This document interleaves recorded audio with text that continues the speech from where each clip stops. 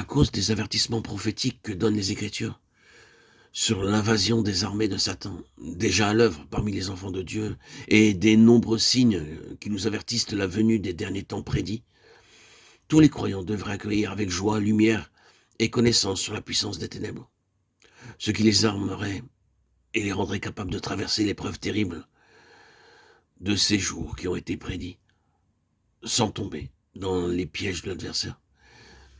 S'il ne connaît pas l'ennemi, l'enfant de Dieu peut fort bien croire qu'il combat pour la vérité, quand il combat contre la vérité et travaille pour les esprits mauvais, en secondant leur action.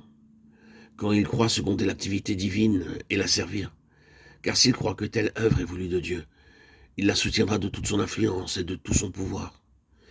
Par ignorance, un homme peut donc s'élever contre Dieu, s'opposer à lui, attaquer la vérité et soutenir le diable, d'où la nécessité de la connaissance. La Bible verse la lumière sur Satan et ses puissances des ténèbres. Une lumière qui ne peut rester inaperçue pour quiconque lit les Écritures sans idée préconçue et l'esprit ouvert à la vérité. Mais cette connaissance toute seule ne saurait égaler celle qui s'acquiert par l'expérience illuminée, interprétée par le Saint-Esprit. Interprétation nécessairement toujours d'accord avec les données de la parole de Dieu.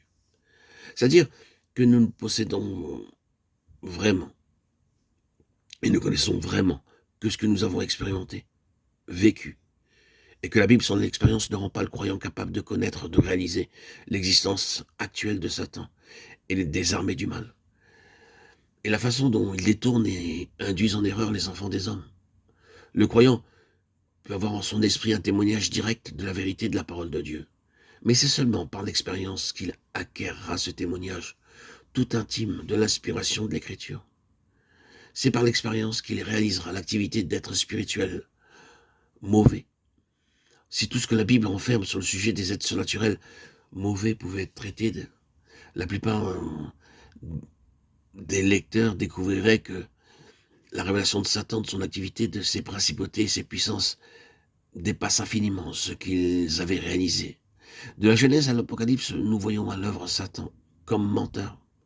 Il entraîne la race humaine toujours plus loin de Dieu dans le péché et l'erreur, jusqu'à ce qu'enfin, la mesure déborde, que le comble de la méchanceté soit atteint et que tous les résultats de la tentation et de la chute au jardin d'Éden soient manifestés selon que la chose nous est révélée au livre de l'Apocalypse. Dans la Genèse, nous trouvons le saint précis du jardin. Nous voyons le premier couple innocent, il ignore le danger, et la présence d'êtres spirituels mauvais dans le monde invisible. Et voici le procès-verbal du premier acte de Satan sur notre terre, acte de tromperie et de mensonge, mais déguisé de façon très subtile.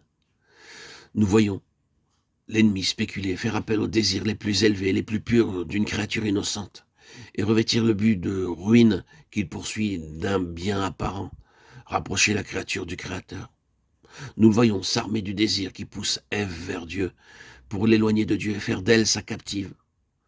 Nous le voyons enfin se servir du bien pour amener le mal et suggérer le mal comme moyen d'obtenir un bien supposé.